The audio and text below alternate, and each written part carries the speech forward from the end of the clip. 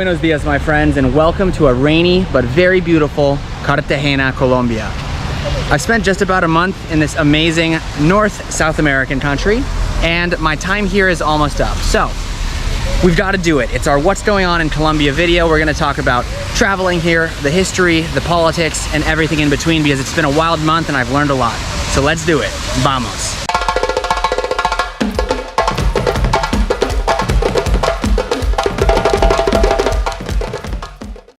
So here we are, Cartagena, Colombia, exactly how I expected it. Both a mixture of beautiful old colonial buildings and sketchy present-day Colombia, all mixed in with this amazing Afro-Caribbean culture and the very Spanish culture that's deep in the roots here in Colombia. So first off, where is Cartagena? So this is the Caribbean Ocean. We got a nice highway right on it. I'm not exactly sure why they built the city like this. And then over here we have the old city walls of old Cartagena, which holds all of the old and very interesting buildings of value within this amazing city. I really like the old walls, and the cool part about these walls is that I've seen Spanish walls or Portuguese walls in, I don't know, tens of cities around the world, and I have to say, stylistically, they are almost the same in every place you go. So these ones are pretty cool. They got some nice faded glory you guys can see under here. A lot of times these walls were built, of course, to keep the city safe, but they were mostly built for bombardments coming from the ocean, which would happen, especially in the 17 and 1800s. You know, people attacking, especially during the pirate times. So they needed to fortify their walls. These walls were built, I don't know, good 500, 600 years ago. And they hold all of these beautiful colonial buildings inside. This Cartagena at the beginning kind of feels a little bit like Havana, Cuba, I imagine, but it has a little bit more of a Colombian twist. So let's get to know this amazing country. So there's no better place to talk about the history of Colombia than along these old walls that have kept the city of Cartagena safe since 1550, something like that. So essentially any story about a South American country begins with many, many years of Native Americans being here, doing a lot of things. I think the Native American culture in Colombia was particularly strong, and there's an amazing museum where they display all of the gold artifacts that these people were making. A lot of the people that lived here were making golden bracelets and golden neck piercings and golden neck coverings, golden earrings. I mean, it was really like phenomenal stuff. So if you ever go to Bogotá, the Museo de Oro, the gold museum, highly recommended. So Spanish come in, they're putting these walls up, they're building places. Spanish are here for, a considerable amount of time. And, colonial empire, all that stuff. I want to skip over this. This is not really important to my story here. But the main point is that Bogotá became kind of the administrative capital of this entire region. And the presence of Cartagena as a port city that the Spanish could use as kind of a going off point to go back to the Caribbean Sea was a very important kind of launching point for their empire. And so Colombia became a very important place, but the Spanish of course could not hold it, and in 1819 Colombia arose from the ashes of the old Spanish Empire. So after the Spanish leave Colombia in 1819, Colombia is, of course, many different things. They try a republic, they try this Grand Colombia situation, they try the United States of Colombia. Panama was also intertwined in this for a long period of time. And the Colombian state that we know today really is after 1903, when Panama secedes from it, and they really become this, the borders that we know today. So that's Colombia, 1903. 1800s, a lot of mixed mash.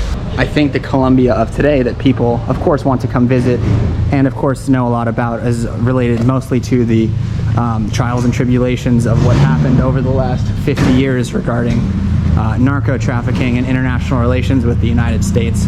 The point about Colombian politics that I want to make is that from basically 1900 to even today, Colombia has had its fair share of dictators, of problems, of colonial conquest, of human rights violations, and I think that kind of defines the history of this country. Even walking around in the museums and in the artwork and all these things, you can see a lot of past trauma that's trying to be dealt with in ways that I think other countries around the area haven't necessarily had.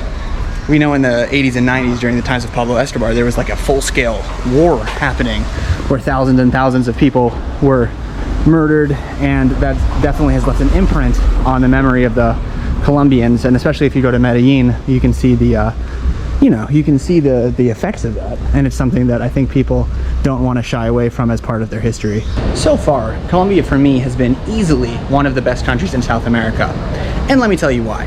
Colombia for me, first and foremost, is a cultural hotspot. They have so much unique and interesting things to show, to see, to eat, and just to feel that amazing kind of vibe.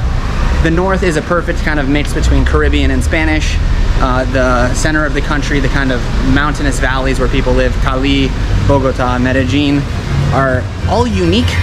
They all have this sort of Spanish vibe, but they all are very much Colombian. I feel like the only country I've been to that has a similar sort of vibe where it's colorful, it's bright, the food is very vibrant, the people are very vibrant, there's music everywhere, is actually Mexico. It also seemed like the Spanish were really keen on preserving a lot of their history here, so they built really epic monuments, they built really beautiful architecture, and they made their cities livable, beautiful, and interesting as well.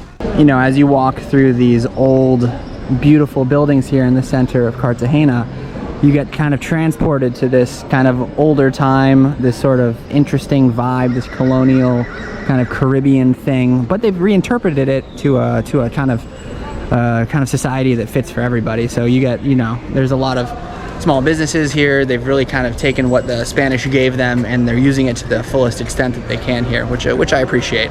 What I would say is Colombia is a really cool mix of just so many things, and it's definitely the most interesting country that I've been to in South America for this reason. You get that kind of Afro-Caribbean thing, you get the food, the dance, the kind of African drums that you can find in Brazil, but it's a little bit more like you have to search for it harder. And then you get that really deeply Spanish kind of vibe that you get in the Central Valleys, and you get this sort of, you know, like music listening, gaucho, cowboy, sort of like country guy thing, all mixed in with this sort of modern Colombia that's become very popular. There's a lot of American tourists here now in Colombia, as it's obviously become a lot safer since kind of the narco terrorism. So as I was saying, a lot of American tourists are here, and the main point is that what's going on in Colombia is the country is changing for the better rapidly. So, you know, in a city like Medellín, which was the murder capital of the world in the 90s, it seems like Mexico has taken a lot of the negative kind of narco-terrorism kind of experiences, much more so in the last 20 years than Colombia, and it's made Colombia a really big hotspot for tourism. And you see a lot of expats hanging out in this part of the world now. A lot of people come and bringing their families, spending time in Cartagena by the beach, and I think that's really really a good sign for Colombia. There's tourism, there's people, there's hope.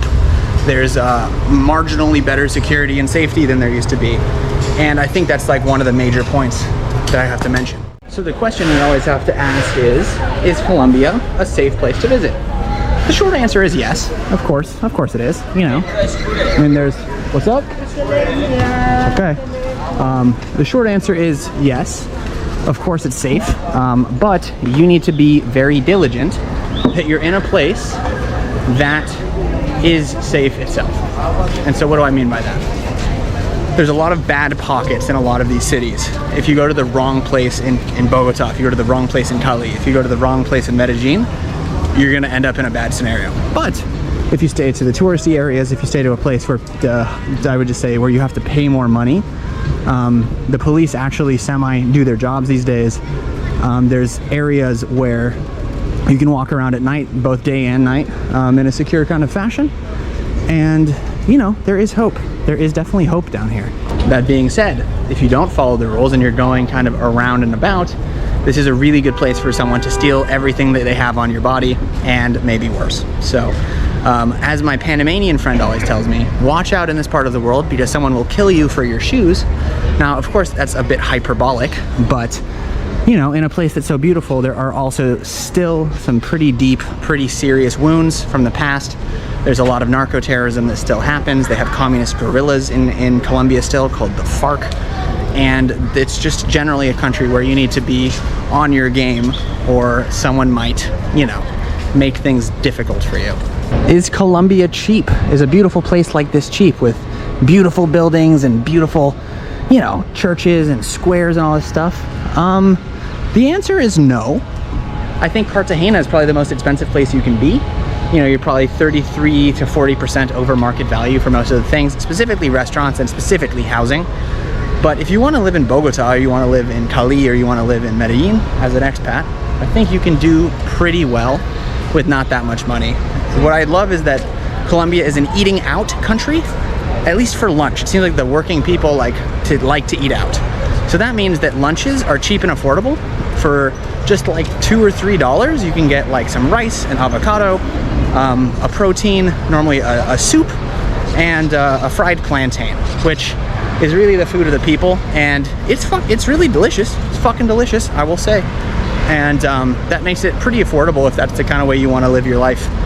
Medellin and Bogota are up and coming zones for startups, for all these different things. There's a lot of expats coming, or a lot of people who are just moving to Colombia in general, opening businesses and making it more, more culturally integrated, more diverse. They have Chinese restaurants, Thai restaurants, all this other stuff now that of course they didn't have like 10, 20 years ago. I think it's sort of a wrap up of this whole section is just that Colombia is changing a lot. For good, for bad, for different, I think is the point. It's more touristy, it's more open, it's more engaging, it's as good as it's ever been, but it's also scary and dangerous, and sometimes people are struggling for basic necessities, and the government is still very inefficient, and things are changing a lot. And so this really brings us to the main point is that while I was here, there were some of Colombia's biggest elections ever. They just elected a leftist for the first time in Colombian history, an elected one. I believe they had one for 1 year, but he was elected. He was a former M19 guerrilla turned mayor of Bogota, and his last name is Petro. I don't remember exactly his first name.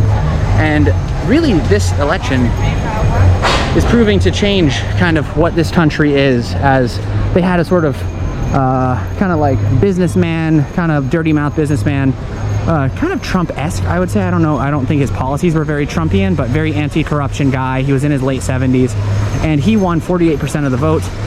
Petro won just about 51% of the vote.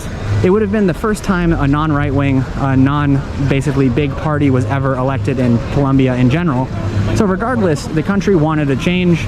The country has picked their change. They say there's this sort of leftist wave coming in South America, with Chile going left, Colombia going left, and soon enough, possibly Brazil going left, as they have elections coming up in October.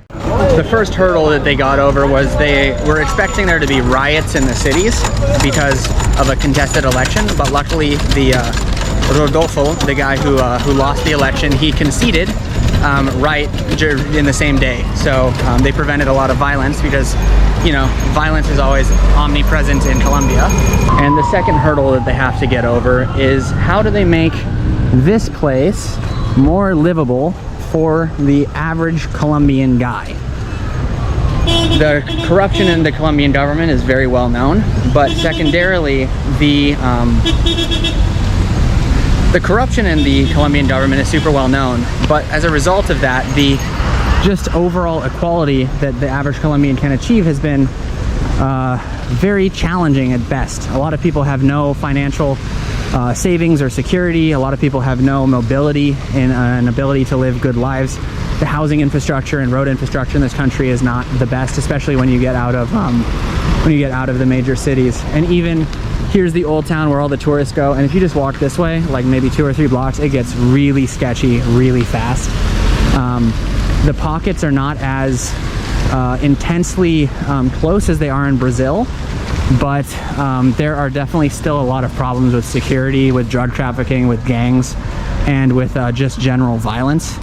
And so I think there's just a lot of questions to answer here in Colombia. Like, what will it look like in 20 years, and what are the positive steps they can take to make a more equitable and just generally safe society for people to grow up in and want to live in, as opposed to just want to leave. I was watching a video that said that South Korea has left its imprint on the United States as being the sort of exporter of cultural influence, but I'm actually going to say that Colombia over the last couple of years has also been exporting a lot of just culture abroad. And so Colombia's become just a breadbasket for innovation and for inspiration and for just content. And so, a lot of Americans were listening to J Balvin, we're listening to Maluma, we're listening to You know, different sort of reggaeton groups that are coming from Colombia. Cumbia is becoming very popular. Colombian food restaurants are popping up all over the place. So while they're trying to fix themselves interiorly, they are exporting a lot, and they do have a lot to offer, which is why I think Colombia is a land of a lot of possibilities. And while I think Brazil has squandered it in their major cities and maybe needs to work harder to recover it, I think Colombia is not squandering anything at this point. They're taking what they have and they're trying to benefit and profit off of it while making the society better for everybody. I have no idea if that will work, so it really remains to be seen. I hope it does. I hope that it becomes a lot less sketchy and people can walk around at night and feel safe and comfortable, and that the police actually do their jobs and the tax system works. I hope all that stuff works here in Colombia. I just think, like, we've got to wait and see. And the thing is, if this leftist government can do it, great. If they can't do it, someone else has got to come in and do it. So I think that's the main point. Stop the corruption and just figure it out, because there's a beautiful country here that everybody can enjoy. Apparently in this park that I'm in, there are monkeys, this is what I keep hearing, iguanas, and tropical birds. The birds I can definitely hear. Some drone killers, absolutely. But as far as everything else goes, I don't know. An interesting thing when you travel is to absorb content and then evaluate the truth behind it. So I was actually rewatching Narcos while I was here, because I was actually in Medellín and I was curious, you know, what had some truth to it, what did it feel like, how did they recreate it in the show versus how was it actually being there. I also did that with a book in Istanbul when I was there. I was reading a book about the sultans. It was interesting. So anyways, so, you know, evaluating this land in regards to what they were showing, and I have to say they did a really good job. They even kept the correct neighborhood names. They really captured the vibe of the favelas and of the kind of slums. But the good news is it didn't feel nearly as sketchy and terrifying as it was back then. And so I can say with like some happiness that it is different. And while I think that there are some scars from the Pablo Escobar times, of course, I don't think that's the definition of the country. I think, unfortunately, that's been one of the major exports of the country.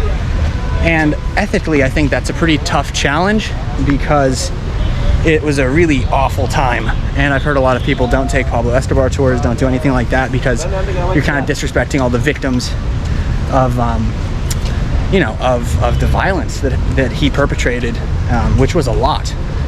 But also that supports people these days, you know, people buy t-shirts and hats and take tours and all this good stuff. So I don't really know how I feel about it. I didn't go on a tour, but I know people who have, and who have said it was a really good experience. So here, like basically at every little stand, you know, they have this. And this is weird because it's like, I don't know, is it like having a terrorist like Osama bin Laden on a t-shirt and then trying to sell it because it was like influential, because 9/11 sells things? I don't know what it means for a Colombian. It must be frustrating. And if that man hurt your family, it's got to be incredibly frustrating. So I mean, I don't know how I feel about it. What do you guys think in the comments below? So what's next for this beautiful country? Will it be the next Miami? Will it be the next Rio de Janeiro? I hope Miami.